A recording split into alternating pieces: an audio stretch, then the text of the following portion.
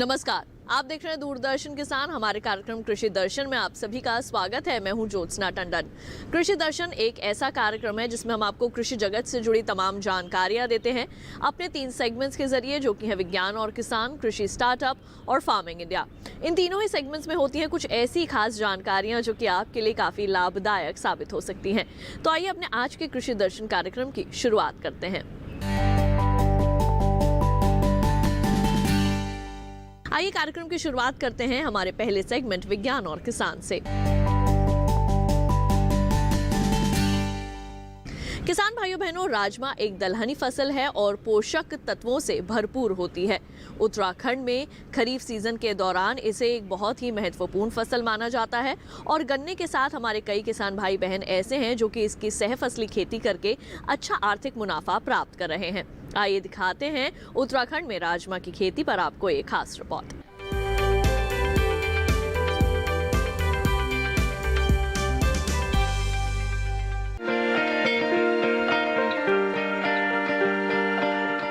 उत्तराखंड में पहाड़ी इलाके हैं। कल कल बहती नदियां सिंचाई के लिए पर्याप्त पानी उपलब्ध कराती हैं और यहाँ जिस तरह की बारिश होती है वो राजमे की खेती के लिए अनुकूल परिस्थितियां पैदा करती है। खासतौर से यमुना घाटी की उपजाऊ दोमट मिट्टी, यहाँ का तापमान और जलवायु ज्यादा उपज के लिए बहुत उपयोगी है। घाटी क्षेत्र के किसान शायद ही कभी राजमे को एकमात्र फसल के रूप में उगाते हों, बल्कि यहाँ इसे अंतर फसल के तौर पर उगाने का चलन है। ज्यादातर किसान गन्ने के साथ इसे बोना पसंद करते हैं।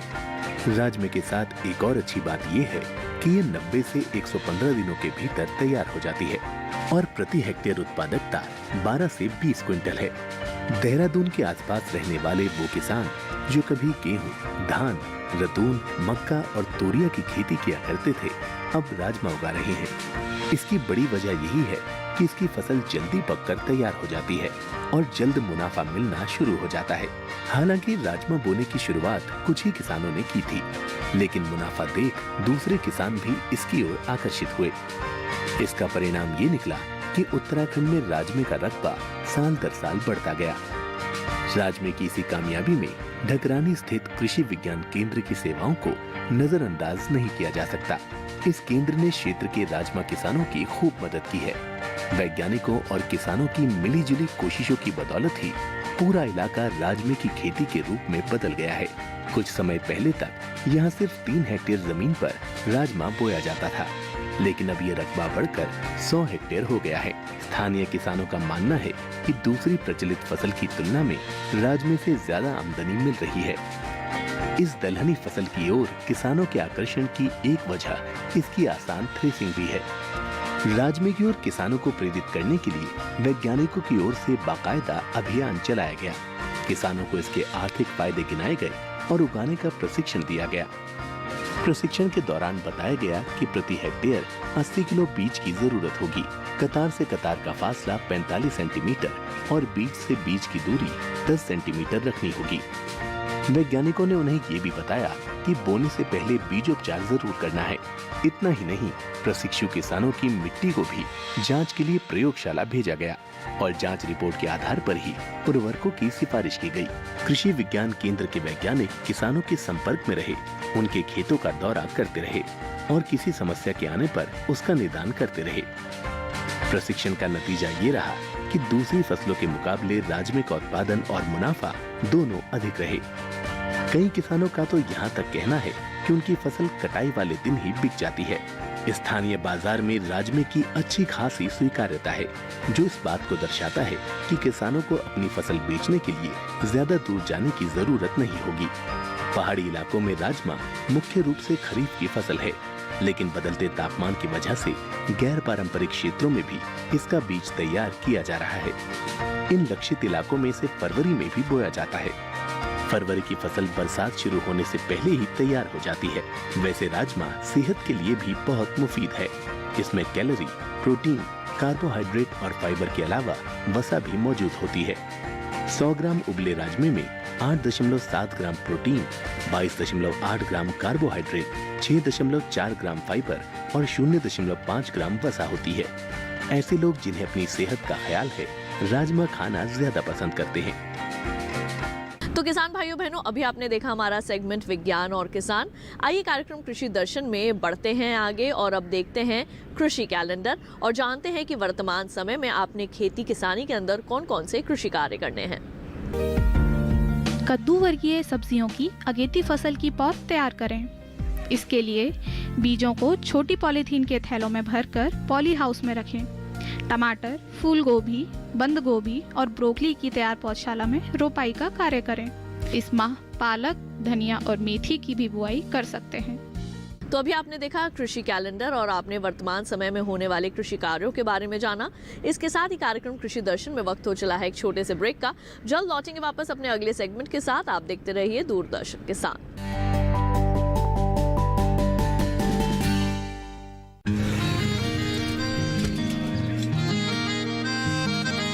क्या बात है भाई, आजकल तो काफी खुश नजर आ रहे हो।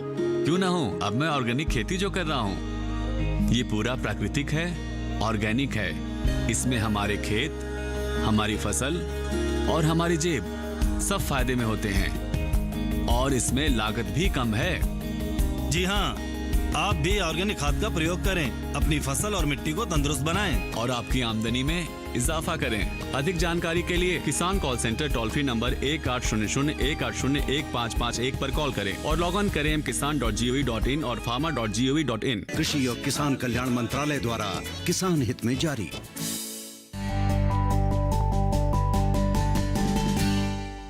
ब्रेक के बाद एक बार फिर आप सभी का स्वागत है कार्यक्रम कृषि दर्शन में।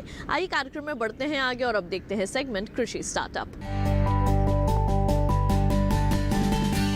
किसान भाइयों बहनों, क्षेत्र चाहे कोई भी हो, अगर कड़ी मेहनत और लगन के साथ उस क्षेत्र में काम किया जाए तो निश्चित तौर पर सफलता हमारे कदम चूमती है। और इसका जीता जागता उदाहरण है श्री सुल्तान सिंह जी, जिन्होंने मछली पालन के क्षेत्र में इतना अच्छा कार्य किया है कि आज दूसरे किसान भी उनको देखकर प्रेरित होकर मछली पालन के क्षेत्र में आगे बढ़ रहे हैं। आइए दिखाते हैं सुल्तान सिंह जी की कामयाबी की ये कहानी। कहते हैं कि जब हम किसी काम को पूरी मेहनत और जज्बे के साथ करते हैं तो उसमें हमें एक न एक दिन कामयाबी जरूर मिलती है। इसका जीता जागता उदाहरण बुटाना गांव के किसान सुल्तान सिंह है। अगर बात की जाए मछली पालन की तो इस क्षेत्र में सुल्तान सिंह का नाम सबसे ऊपर है, जिन्होंने मछली पालन के क्षेत्र में देश एवं विदेशों में नाम कमाया है। यही कारण है कि भारत सरकार ने इन्हें पद्मश्री पुरस्कार से नवाजा है। बीए पास करने के बाद 56 वर्षीय सुल्तान सिंह ने करीब 36 साल पहले 500 रुपए में तालाब पट्टे पर लेकर मछली पालन शुरू किया था। पहली ही बार में 20,000 रुपए खर्च करके उन्हें 1.5 लाख रुपए की बचत हुई थी। इसके बाद उन्होंने पीछे मुड़कर नहीं देखा। मेरे फादर की ये वर्डिंग थी, कल को तू तो खड्डे खोद देगा सारी जमीन में, तेरे बच्चे क्या खाएंगे। लेकिन मैंने उनको पूरा आश्वासन दिया, भाई मैं खड्डे अगर खोद दूंगा तो मैं उसको कामयाब भी करके दिखाऊंगा। सुल्तान सिंह ने सिर्फ 500 रुपए निवेश किए और सुल्तान लखपति बन गए। कामयाबी के शिखर पर पहुंचने के लिए उन्होंने जो रास्ता अपनाया उसके लिए सरकार ने इनकी काफी सराहना की है। पद्मश्री मिलने से सुल्तान सिंह के परिवार के साथ साथ पूरे इलाके में खुशी की लहर दौड़ गई। क्षेत्र से सुल्तान सिंह पहले ऐसे व्यक्ति हैं जिन्हें ये अवार्ड मिला है। पशुपालन की शुरुआत इन्होंने 5 एकड़ से की थी, अब ये 30 एकड़ तक पहुंच चुका है, जिसके साथ साथ इन्होंने प्रोसेसिंग यूनिट भी लगाई है, जिससे कि मछली के 14 से 15 तरह के प्रोडक्ट बनाए जा रहे हैं। इसके साथ ही साथ इसकी विपणन की जिम्मेदारी भी इन पर ही है।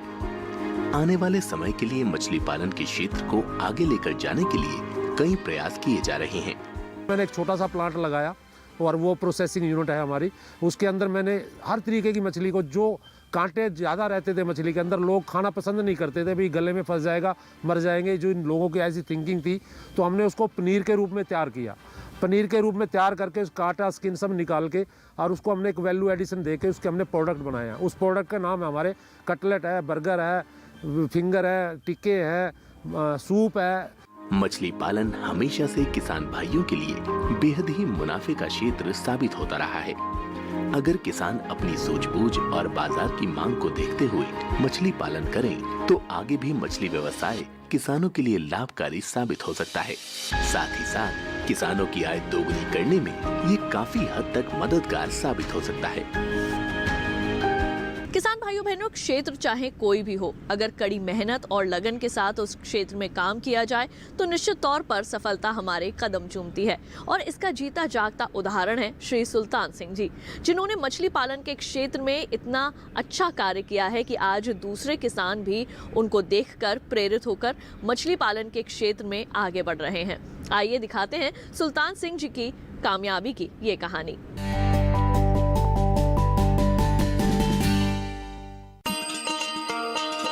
किसान भाइयों, गांठ बांध लो, गांठ बांध लो। बात बहुत है काम की, समृद्धि के पैगाम की। मिट्टी के मिजाज को समझो, मिट्टी के हर राज को समझो। मिट्टी की तुम जांच कराओ, मुफ्त सॉइल हेल्थ कार्ड ले जाओ। कभी मुनासिब बीज लगाओ, सही किस्म की खाद ले आओ। जितनी जरूरी उतनी डालो, सही मात्रा खुद पहचानो। इसको अपना मंत्र बना लो, मिट्टी की सेहत तो जानो। बात बहुत है काम की, कम लागत अधिक वरदान की। किसान भाइयों, गांठ बांध लो। आज ही मिट्टी की जांच कराएं, राज्य सरकार के कृषि अधिकारी से संपर्क करें और मुफ्त में सॉइल हेल्थ कार्ड पाएं। कृषि और किसान कल्याण मंत्रालय द्वारा किसान हित में जारी। ब्रेक के बाद एक बार फिर आप सभी का स्वागत है कार्यक्रम कृषि दर्शन में। आइए कार्यक्रम में बढ़ते हैं आगे और अब देखते हैं सेगमेंट फार्मिंग इंडिया। किसान भाइयों बहनों, अपने इस सेगमेंट में हम बात करने वाले हैं सरकार द्वारा लाए गए नए कृषि कानूनों के बारे में। क्या है वे कानून, आइए इन्हें सरलता से समझते हैं।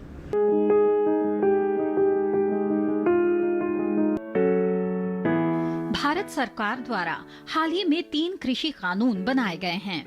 ये कानून मंडी में सुधार, अनुबंध खेती और आवश्यक वस्तु संशोधन कानून से जुड़े हैं।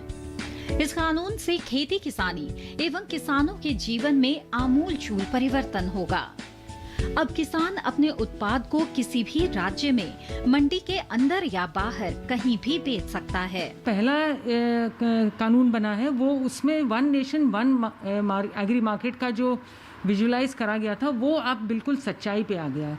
क्योंकि इसमें जैसे हम लोग सब जानते हैं कि पहले जो किसान थे वो उनको बाय फोर्स, क्योंकि सबसे पास वाली जो मंडी थी उसी की जानकारी रहती थी, तो वो वहीं जाते थे और ज़्यादा से ज़्यादा कोई अगर आसपास कोई और मंडी रही तो वहाँ पे, लेकिन एक राज्य से दूसरे राज्य में वो अपना सामान नहीं ले जा सकते थे।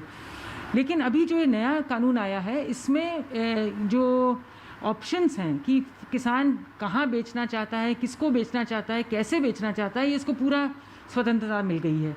तो अब वो मंडी में भी अगर चाहे तो मंडी में जा सकता है, जो एपीएमसी मार्केट है, अगर उसको लगता है कि फ़ायदा वहाँ पर है तो वो वहाँ पे जा सकता है।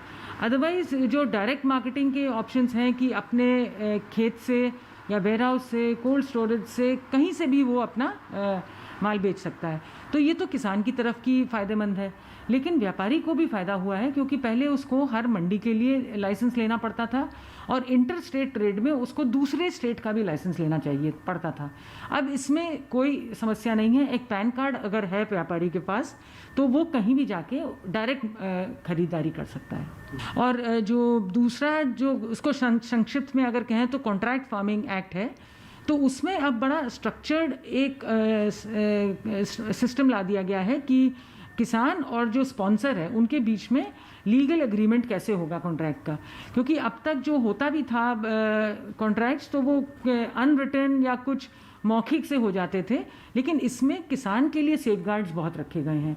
क्योंकि किसान थोड़ा सा वीक साइड अगर समझें उसको इस कॉन्ट्रैक्ट में, तो पूरे सेफगार्ड्स हैं कि जैसे पहले से ही पता रहेगा कि मेरे को किस बायर को देना है अपना सामान, किस क्वांटिटी का वो लेगा, किस प्राइस पे लेगा। तो ये फसल लगने के पहले ही प्राइस दोनों जने आपस में तय कर लेते हैं। और फिर ये है कि अगर जब वो सामान उठाएगा तो वो उस समय तो रसीद अपनी दे देगा, इनफैक्ट दोनों कानून में ये है, और 3 दिन में पेमेंट करना होगा।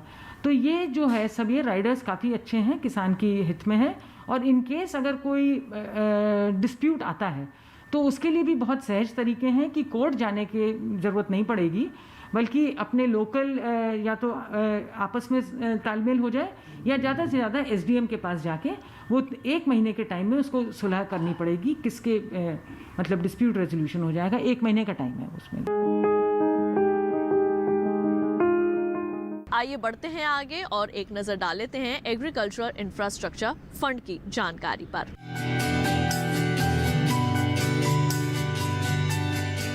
कृषि क्षेत्र के लिए अवसंरचना यानी बुनियादी ढांचा बहुत ही महत्वपूर्ण है। आंकड़े बताते हैं 15 से 20% उपज खरीदार तक पहुंचने से पहले ही बर्बाद हो जाती है।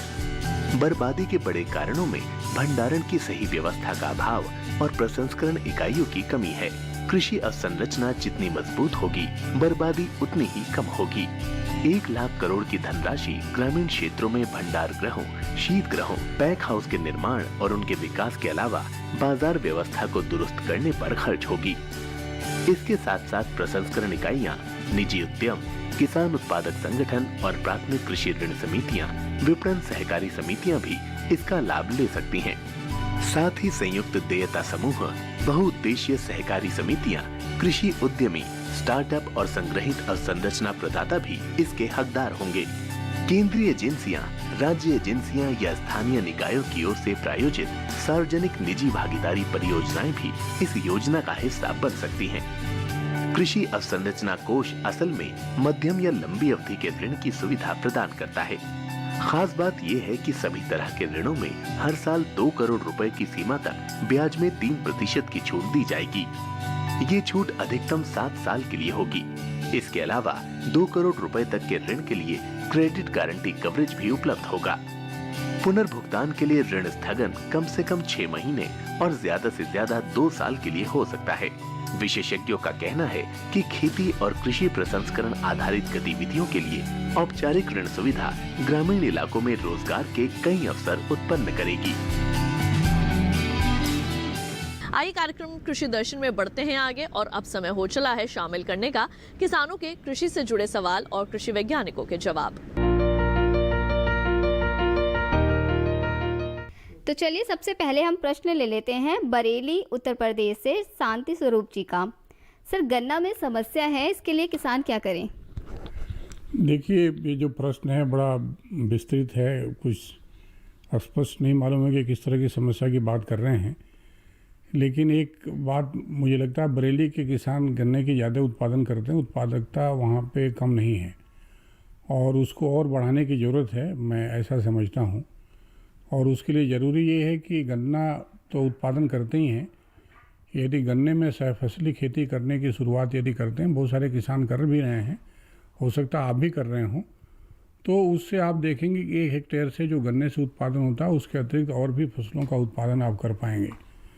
और जो हमारे सामने जो वैज्ञानिक पहले से जो संस्तुतियाँ हैं, यदि अक्टूबर के महीने में गन्ना लगाते हैं तो उसमें मुख्य रूप से आप सरसों की, आलू की और कई दलहनों की भी खेती की जा सकती है। ऐसे प्रयोग पहले हुए हैं और बड़ी सफलता से किसान उसमें लाभ कमा लेते हैं। तो दोनों फसलें आप देखेंगे पूर्ण रूप से उतना ही लाभ देती हैं यदि अकेले उस फसल की खेती करते हैं।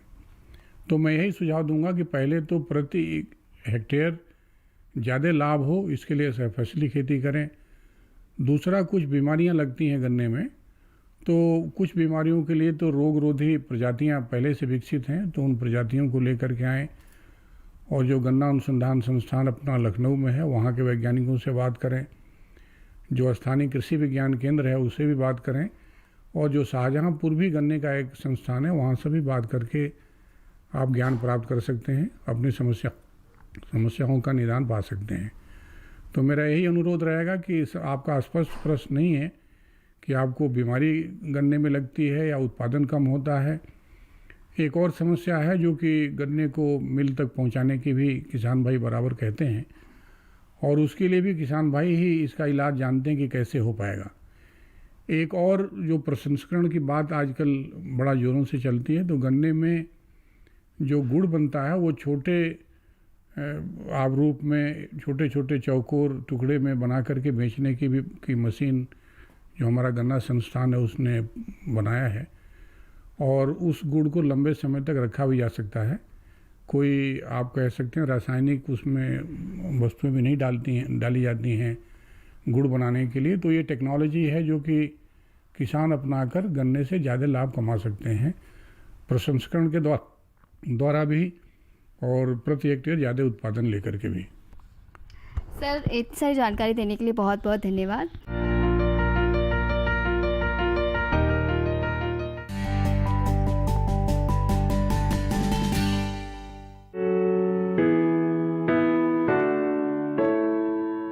भारत खाद्यान्न के क्षेत्र में आत्मनिर्भर है, लेकिन अगर हम वहीं तिलहन की बात करते हैं, दलहन की बात करते हैं, तो उसमें आज भी हम आयात के लिए निर्भर हैं। अभी हमारे साथ है बात करने के लिए सरसों में, ख़ासतौर से अगर हम तिलहन की बात करते हैं तो उसमें क्या देश की स्थिति है, कितना इंपोर्ट किया जा रहा है, कितना देश में उत्पादन हो रहा है, इस पर बात करने के लिए भारतीय कृषि अनुसंधान परिषद के ADG doctor DK Yadav ji. Sir अगर हम बात करते हैं तिलहन के, उसमें कितना सर हमारा देश के अभी क्या स्थिति है? तिलहन में आपने ठीक कहा कि हम अभी दूसरे देशों पर काफ़ी हद तक निर्भर हैं। जो हमारी जो टोटल रिक्वायरमेंट तिलहन की है वो लगभग 25 मिलियन टन की है, जिसमें से 10 मिलियन टन हम हमारे देश में पैदा करते हैं और लगभग 15 मिलियन टन जो खाद्य तेल हम बाहर से मंगवाते हैं, जिसकी की कीमत हर वर्ष लगभग 75,000 करोड़ के आसपास है। उसके लिए अभी कुछ प्रयास भारत सरकार द्वारा, कृषि एवं किसान कल्याण मंत्रालय भारत सरकार द्वारा किए जा रहे हैं, और उसके साथ ही भारतीय कृषि अनुसंधान परिषद भी कंधे से कंधा मिलाकर उनका सहयोग कर रहे हैं। तो इसमें जो सबसे बड़ी बात है कि जो बीज की उपलब्धता किसी भी फसल की, तो उसमें एक तिलहन मिशन अभी भारत सरकार शुरू करने जा रही है, और उसी में हमने शुरुआत में सरसों में जो पर्टिकुलरली जो अच्छे बीजों की उपलब्धता के लिए इसी सीजन में एक कदम उठाया, और दोनों विभागों ने मिलकर अभी पिछले वर्ष हमने सभी राज्यों के लिए जितनी भी 20 क्विंटल प्रति हेक्टेयर से अधिक की सरसों की किस्में थी उनको वो हमने चिन्हित किया, और विभिन्न जो बैठकें करके विभिन्न राज्यों से उनके बीज की उपलब्धता सुनिश्चित कराई, और उनका बीज जो है हमने विभिन्न राज्यों में जहाँ भी जिस एजेंसी के पास भी, चाहे वो NSC थी, स्टेट सीड कॉरपोरेशन था, या हमारे भारतीय कृषि अनुसंधान परिषद के विभिन्न संस्थान से थे, उनके बीजों को हमने वहाँ से खरीदवाया कृषि विभाग से, और किसानों के खेतों पर उनके डिमोन्स्ट्रेशन लार्ज स्केल में लगवाए हैं। और ये सुनिश्चित करने की कोशिश की गई है कि भाई ये बीज ज़्यादा से ज़्यादा उच्च पैदावार के बीज किसानों तक पहुँचे। उसी क्रम में इवन जो प्राइवेट सेक्टर के भी बीज थे, संकर बीज थे सरसों में, उनकी भी बीज की उपलब्धता सुनिश्चित की गई, और वो बीज भी किसानों को बांटे गए। और उसमें जो हमारा टारगेट है इस बार के, पिछली बार हमारा 9.3 मिलियन टन जो सरसों का उत्पादन था, उसको हम लगभग 1.5 मिलियन टन उत्पादन उसका पिछले वर्ष के तुलना में बढ़ाने का उसमें प्रयास किया जा रहा है, ताकि हम देश को सरसों के क्षेत्र में और कुल मिलाकर तिलहनी जो खाद्य तेलों के क्षेत्र में आत्मनिर्भर बना सकें।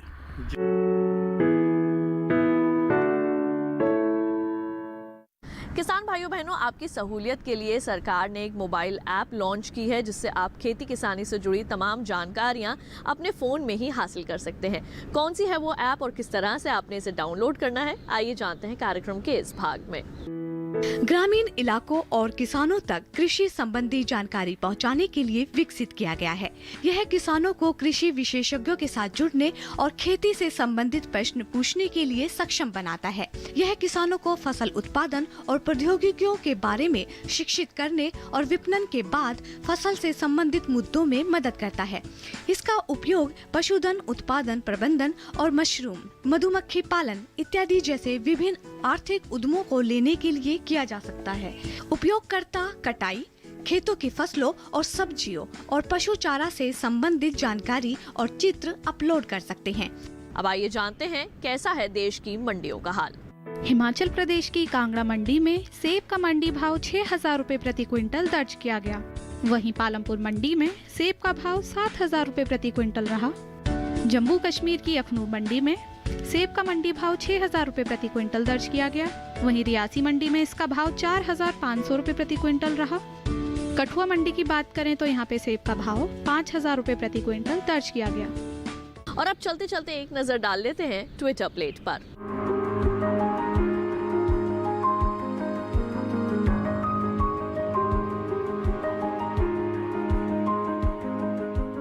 तो किसान भाइयों बहनों, हम उम्मीद करेंगे कि हमारे आज के कृषि दर्शन कार्यक्रम में दी गई जानकारियां आप सभी के जरूर काम आएंगी।